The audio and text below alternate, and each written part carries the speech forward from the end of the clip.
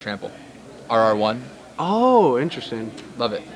All right, so here we go. Joe Bernal on the left, and Brad Starts with our Slith Firewalker on the right. Yeah, and there's turn 1 Stormcrook Noble from Joe. And we were talking earlier about how on turn 1 that's like Slith Firewalker. Gets in on turn 2, gets a counter, and plus it has that Human's ability to make sure it can't be blocked. Yeah, so, this is round 3 of the SCG Open. I'm Brad Nelson. And I'm Gavin Verhey.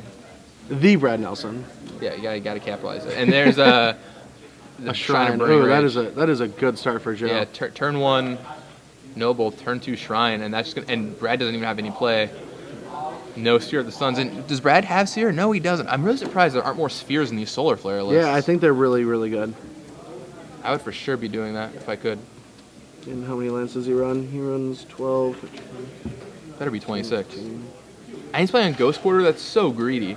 Yeah, 26. I tried building that deck, and Joe serves in here. Chandra's Phoenix. Going to dismember or going to Doomblade that, but the Phoenix still gets in. I tried building that deck, and like if you ever draw bad mana, it's really rough. I couldn't afford to play any Ghost Quarter. Plus, Ghost Quarter just isn't that good. You can hit like the blue-white lands. You can hit Kessig Wolf Run. But and there's Dark Slick Shores. So Brad's mana working out fine this game. Kicks that. I mean, his mana's working out fine, but his life total is not. Yeah, that Phoenix is going to crash in for 2 more this turn, dropping Brad to 15. There's a Wolf Run. The jig is up. So anytime he draws a green source, he can start. Yeah, already has a Rootbound Crag's in play. Is it Rootbound Crag? Yeah. Oh, interesting. Mountain, Rootbound Crag, Wolf Run. And I mean, if you're Joe, you don't even have to cast anything. You're just like, all right, plus 2 my guy, or plus 1 my guy. Oh, that's kind of lame. Never mind. Tapping 4, deal 1 extra damage, and you might just get blown out. Not that exciting. And I mean, you have a Shrine. You'd much rather get all your cards in. All right, Forbidden Alchemy, end of turn. We're going to Impulse. All right, so this is a neat little impulse, because not only do you get a card, but they all go into your graveyard, which is perfect for the Solar Flare what was strategy. That blue card? I think you saw Unburial Rites. Double? Yeah, double Rites and Phantasmal Image. And he took Liliana. Took Liliana. A wise choice. Liliana actually can be quite a beating against the red decks. So making them discard a card is pretty relevant. Yeah, if you come down before they have this type of board. Right. Now it's kind of awkward. You're like, play it, -2, kill your Chandra's Phoenix. I don't think that's the play. But there are 2 Unburial Rites in Brad's graveyard now. He could try and get something going. Are you just going to pass back? Is that no land? No, he made his land drop. He did make his land drop. Yeah, Joe won first. Okay. He has a Snapcaster Mage for Doomblade. Alright. And there's Snapcaster Mage. Going to snap back that Doomblade. Not to be confused with Snapback. Snap. My Snapback. Alright. And Phoenix goes down, but I'm sure it'll be back before you know it. Yeah, end of turn. Going to deal 5. Yeah. 5 to the head to get my Chandra back. It's Innistrad Shrapnel Blast. Yeah. And yep. Creature dies, deal 5. Yeah. And Geist Flame you. Geist Flame you, and the Shrine kicks up to 6. Or maybe, yeah, Geist Flame you. Oh no, it was... I don't understand what's going on. But that was on Joe's turn. Why would he... Oh... Because Joe attacked, Brad went for Snapcaster Mage. Doomblade. Oh, true, yeah. Deal the 5. Alright. Well, that was bad of me. So now Brad's trying to figure out, it's looking like Liliana, is that his choice? Yep, Liliana comes down. And gonna -2, I would guess. I mean, seems like making him discard Chandra's Phoenix isn't that exciting. Yeah. I mean, getting rid of cards is pretty exciting. There's a Sun Titan in Brad's hand, and we know Brad has that Phantasmal Image in his graveyard. Oh, I think I can see discarding, put it in Sun Titan in the graveyard, and then make sure that you get it next turn. Yeah. So yeah, that's what he's gonna do. Yep. Joe discards that Phoenix, but Sun Titan goes to the graveyard for Brad, and that means Unburial Rites will kick it back out, and it's very reminiscent of the Solar Flare strategy, except this time Zombify doesn't have to be in the hand. Unburial Rites just sits in your graveyard. Counts for modern day inflation. But that Shrine's at 7, so Brad Manestar is in a rough spot. Well, I mean, next turn, Brad can tick up his Liliana if it survived this turn, discard a Phantasmal Image, and make 3 Phantasmal Image to race, or 3 Sun Titans. And I don't know if that'll race this, but It depends if Joe has. If Joe Has an answer to this Phoenix. Well, he made him discard the Phoenix, but Joe has yeah. a Geist Flame in his graveyard, and if he flashes back the Geist Flame, that brings Brad to 9. That'll kick up the Shrine to 9 counters by the time that Brad could attack. So Brad needs to find an Oblivion Ring, which he only has 1. I think these decks should run 4 Oblivion Ring. I don't know. I think the card's insane, especially when you're running 4 Sun Titans and Lilianas. Like you get to like recur a removal spell. And so you can discard Oblivion Rings to Liliana, plus it's an answer to Liliana. It's hard because there's this balance between Snapcaster Mage and Sun Titan. Like, you want to be able to Sun Titan back your Oblivion Rings, but you want Instants and Sorceries so you can Snapcaster Mage. I think if I'm playing this deck, I'm just not playing Snapcaster Mage. Okay. That's the thing that I would be doing. Just too much work, too little reward. Yeah. Well, and I want to play Oblivion Ring because it's so insane with Sun Titan. Because, like, these Shrines are relevant cards, and Oblivion Ring's an answer to them. And it's an answer to other Oblivion Rings. Like Planeswalkers, that they play Liliana. Pretty much any non-land permanent. So Joe plays Grim Lobmancer, which is another nice one to have there, and that'll definitely make sure that Shrine is lethal. I mean, or not the Shrine alone, but I mean, the Shrine can kick in for a 9 next turn, plus the Grim Lobmancer for +2. That's 11. It's higher than Brad Manestar's life total.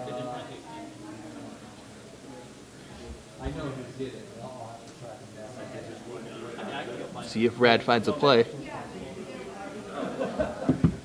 It's a tough one to find.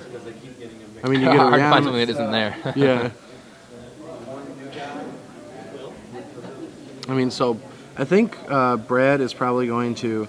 Children and Elish Norn both seem very slow for this matchup. I would take both those out. Yeah. I don't like playing those. I think you just go with Sun Titan. Like, I don't think you need to fool around with extra stuff. In my build, you can read about it on Monday, but in my build, I had some sideboard stuff you could bring. Like, Elish Norn's good against the Humans deck. I had a 1 Ginger Taxus for the blue-black mirrors. But in the main deck, I just don't think you want to fool around with that. Yeah, and their Brad packs them up. Yeah. They just clog up your hand, which is, you don't want them in certain matchups. So. Yeah, and so, I mean, but he does have 3 Timely Reinforcements, 2 Flash Freezes, and, a Doomblade to bring in. I mean, even Stony Silence, I don't think that's a great answer. But I think, Stony Silence, I could see running 1 main deck Stony Silence in this format. As just, a Miser card, because it's almost good against every other deck, right? I mean, that's just an interesting thought, but, there's a lot of decks that have these artifacts that, so, I mean, I'm trying to think. There's swords. you run 1 Divine Offering in the main deck. Well, what if that offering was just Stony Silence instead? Yeah. Yeah, I mean, you can't catch them by surprise. You have swords, you have Birthing Pod, you have Shrine. You have a ton of cards that, it shuts down. Shuts down Nihil Spellbomb in case to try and go for your graveyard. Yeah. Let's see. My favorite thing about Graveyard Hate at the beginning of a format like this, all the Graveyard Hate is in the decks running stuff with their graveyard. They always are prepared. They're like, I'm running cards in my graveyard. I need to have so other people for theirs. will be doing this too, right? Let's look at Joe Bernal's sideboard here. He's got 3 Blasphemous Act, which is a sweet card, but not for this matchup. 3 Ancient Grudge. I doubt those will come in. 3 Arc Trail. Doubt those will come in. 2 Traitorous Blood. Probably not going to come in. 2 Tree of Redemption. Joe's got lots of new hits here, but I don't think the trees are going to come in either. Beast Within, I think, is something that we could definitely see. Yeah, I could definitely see a Beast Within. So the 1 Beast Within, and I don't think that last Garrick Relentless is going to make an appearance. No. You said, I think a 2/2 Wolf every turn before mana is just a little too slow. So really the only thing I think we're going to see from Joe here is that 1 Beast Within. Yeah. And well, Traitor's Blood might be interesting.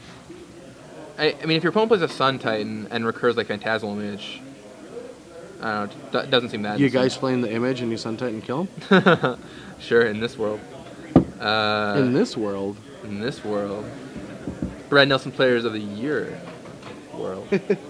And I think he would probably take out a Garrick. I think Garrick is pretty weak in this matchup. I want to see Garrick in action, but unfortunately not so strong here. It doesn't. Looking from Brad, not Player of the Year, Brad's side of the board. I think Time of Reinforcements is an obvious choice. Yeah, Flash Freeze. Flash Freeze. Doomblade, like you said. What do you think about that Day of Judgment? It could probably come in, but I don't really like Day of Judgments in these kind of matchups. You already run a decent amount of spot removal. That you want a Day of Judgment decks like Birthing Pod and Humans and decks that swarm, but Mono Red is not a swarm deck. It has a couple creatures. I would much rather 1 for 1. Day of Judgment, you're not going to gain much value. Those creatures are going to deal a bunch of damage anyway. Oh, it's interesting. I didn't even think about it. This mono red deck doesn't have Koth. How is Grook better than Koth? Because it's new. Because it's new. It's pretty sweet. Why not run both Planeswalkers? Like, Koth is the reason to play mono red. In my opinion, maybe it's not as good, but Can't animate Kessig Wolf run very well. but you I don't can. Well, you have 10 mountains. Yeah, I don't know. It seems like, I mean, there's always the new factor, right? I wrote an article about this one. Where it's like people want to play with the brand new cards. Like I have these Garrux. Like it seems sweet. Let's play with these Garrux. May or may not be correct. I'm sure in some matchups it's awesome, but Koth in this matchup would certainly be way better. It's very, very threatening. Yeah. So what do you think Brad's going to take out here? We think the Shieldred and the Elishorn for sure. So that's two Phantasmal slots. Images. Phantasmal Images? They're always really bad against mono red. I always take images out against mono red. Okay. That's about it, I guess. I mean, the Dismember, I think having a Divine Offering or two is fine, especially that's like the big card that scares you. Yeah, like I don't really know if I like Mana Leak here. I love Mana Leak in this matchup. Mana Leak and Flash Freezes, they're good. I mean, once you like, you have 4 Flash Freeze, 1 Negate. Once you really want to have 2 Flash Freeze. Or sorry, you have 4 Mana Leak, 1 Negate. Yeah. Sorry. Do you really want to have access to 7 counterspells after sideboard? Well, on the play, I think you want Mana Leak because it stops Shrine. And on the play, counterspells are great. After sideboard, maybe you take those out and you run a little bit more creature removal, but I like myself a Mana Leak. All I know is I keep looking at these deck lists, and I'm like, man, I cannot wait to go home and start playtesting this format more. All right, so here we are after the races. It looks like a turn 1 Noble, or is No, it's the that's Reckless Wave. That's the flip card. yeah, that's the flip guy.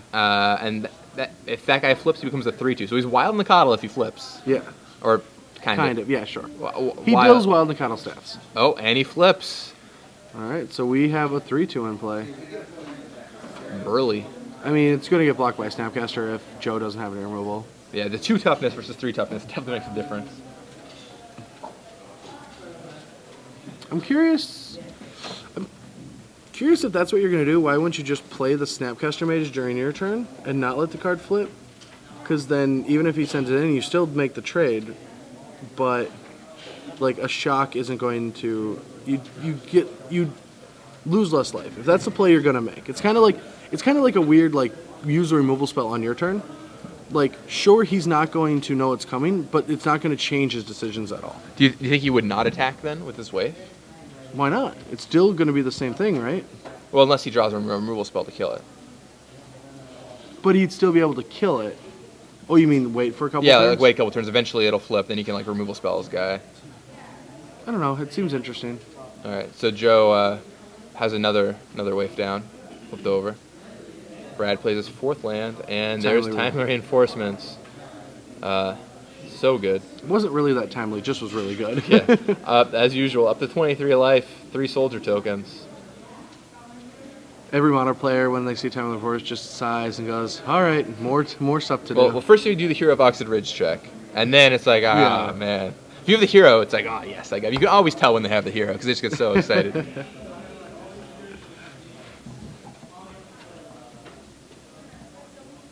Joe's like, I got some sweet tokens. All right, guys, flame 1. I guess it's not an unreasonable way to deal with timely reinforcements. Like, if he has a 4th land here, Brad can effectively double block. Mm-hmm. Does he have the 4th land? I thought I saw a mountain. Yeah, there we go. There's the mountain. And then probably just serving with the wave. If he's going to double block, you're going to have to spend your turn dealing with it. But it's probably just what you have to do. Alright.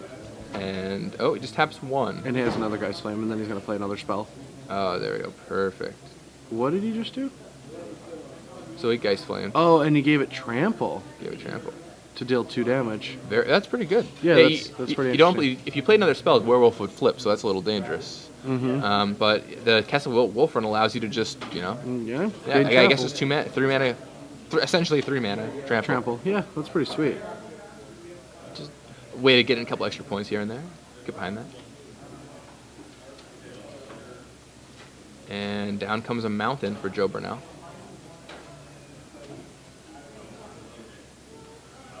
Now, if Joe wants, he can serve in for 5 if he taps all of his lands here, but he might want to keep some of his options open. Brad passed with 4 up, so yeah, there's Chandra's Phoenix.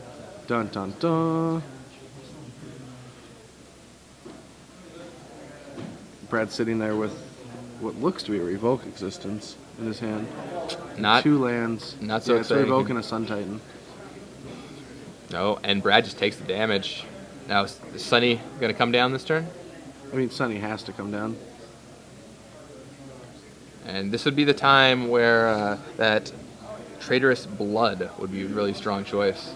See if I don't think Joe has it, but Brad has nothing to return. Yeah. All right. He has Snapcaster Mage, right? No, that was last game. Oh no, he does have a Snapcaster Mage. Did he just not return a Snapcaster? He just didn't return a Snapcaster Mage. He just played a Sun Titan, cause Sun Titans are sweet. I mean, he's thinking the 6/6, and he doesn't have anything sweet to bring back. Right. I mean, it doesn't really look like it does, but yeah, I could. Ooh, maybe he doesn't want to. I can see him not wanting to. So he could rebuy his timely reinforcements next turn? Maybe. But if you don't bring back... But it seems like if you stop him from attacking this turn... I don't know. Maybe that's the thing. Oh, wow. He has it. Steals the Sun Titan. Now I bet he wish he brought back his Snapcaster Mage. 6, 7, 8, 9, 10, 11. Bring back my guy. Bring back my guy. Brad Manestar. Look at how fast Joe's doing that. He's just doing it so crisply. Like, he has definitely threatened a Sun Titan before. Threatening Titan's always a good time. Alright, so now Brad's got his Sun Titan back. He could serve and get back Snapcaster, rebuy that timely. Yep. But then there's a really, really scary Chandra's Phoenix sitting there with the Wolf Run. Yeah, that Wolf Run plus Chandra's Phoenix is a 2-turn clock. Not many answers. None in Brad's hand. He has the top deck. Brings back his timely forces, gets some tokens. And some life, some much needed life. Yeah, and that should flip his werewolf back over also. Yeah.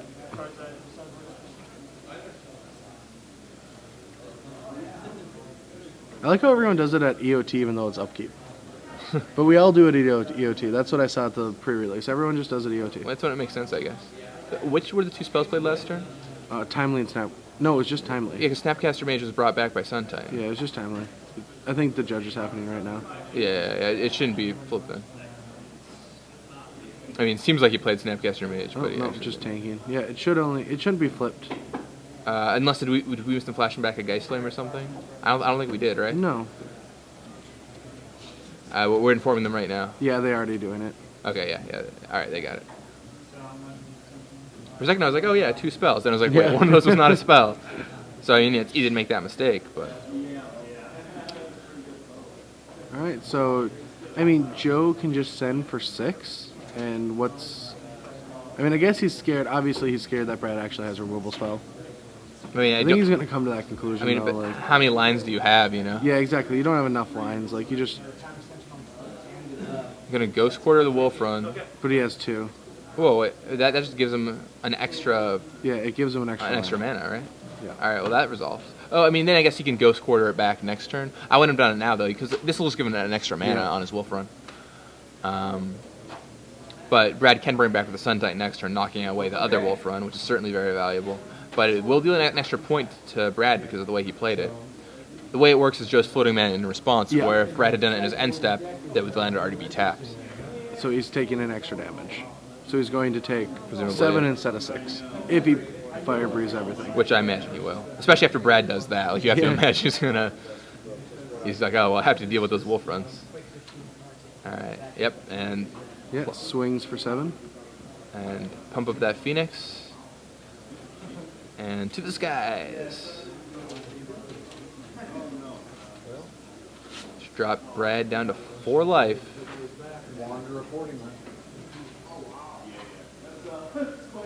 Alright, so the other werewolf should flip, correct? There's no spell was actually played. Yeah, and they're flipping it right now. Flipping it. Yeah, you gotta watch those triggers. It's tricky. Yeah. Alright. How do you feel about... What do you do, like, honestly, what do you do with these flip cards? Like, if your opponent has a card that's been transformed, and they don't turn it back when you play 2 spells, you have to call a judge every time, right? Because these people, like, the theory is you could be nice and just say, oh, you have to flip, and they're like, yeah. But then, like, what if that person does that all tournament? Like, to Right. keep the integrity of the tournament? Like, that's an interesting thing about these flip cards that I haven't heard a lot of people talk about is, like, judge calls. Because, like, it's a really kind of mundane, like, yeah, judge, he has to flip that, he didn't do it, here's a warning. And it just kind of sucks to give people these. But, like, they have to learn, and somebody might be abusing the rules. So I think you have to, right? Do you just call, like, Well, I didn't at the pre-release, obviously, because we're at a Real pre-release. fast, I just want to say he cast Forbidden Alchemy. Sorry. Yeah, they picked up Doomblade. I think. I think what the correct thing to do is just always point it out whenever it happens. But if you both missed it, then I would instantly call a judge. Well, not even both miss it; they just miss it. And I should be. As my opponent, it's partially my responsibility to point it out in the Yeah. upkeep because otherwise I get a warning too. True. So,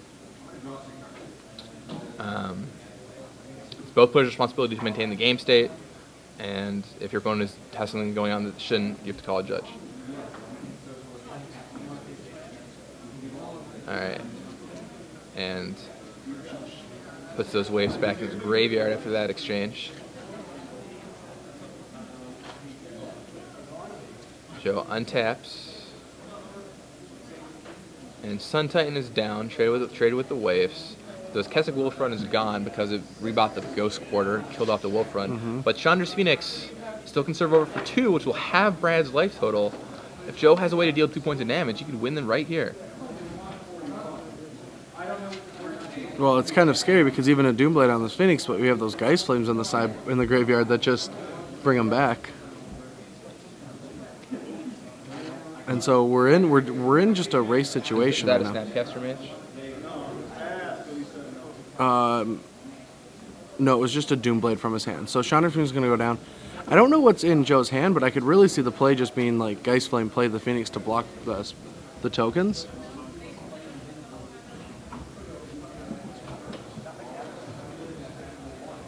Oh, no, a Grook.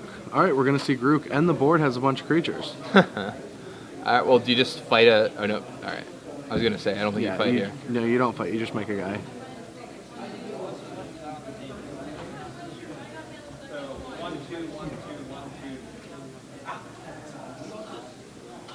And...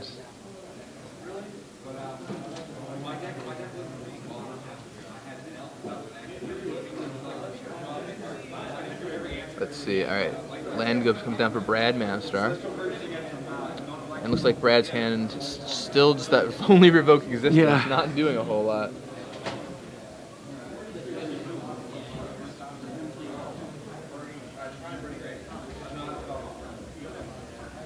All right, so just tanking from Brad, trying to figure out how to get out of this.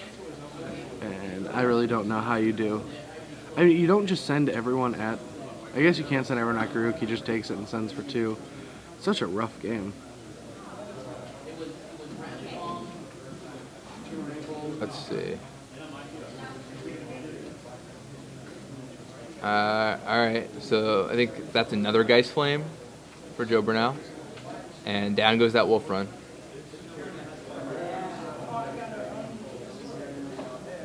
Or, is that Chandra's Phoenix or Geist Flame? I think it's Geist Flame. Yeah, he has multiples. Well, in his hand it's a Shadow's Phoenix. Yeah, he Geist Flame and brings it back. Yeah, okay. How much does Geist Flame cost? Oh, he had one in his hand, but how much does it cost flashback? 4, right? All right, Grim Lavamancer off the top, but... Now you just play the Chandra's Phoenix serve. If it connects, you just flashback and go. Or maybe you flashback next turn. But either way, I think you just run out the Phoenix here. Yeah. Yeah, you have to. I don't think there's any reason not to. Let's see.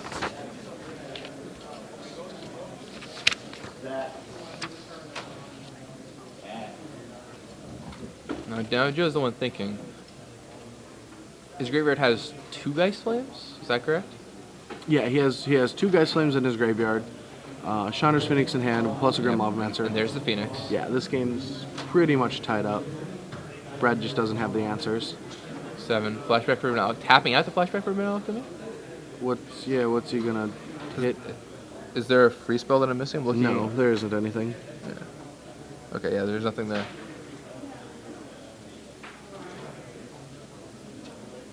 Alright, and that's that. Yeah, just gonna flash it back to last thing I can do to Make sure I didn't. You got to do something under the camera. Yeah, sure. Buy as much time as possible. So Joe Bernal, SCG regular, takes it down 2-0 with his Wolf Run red deck.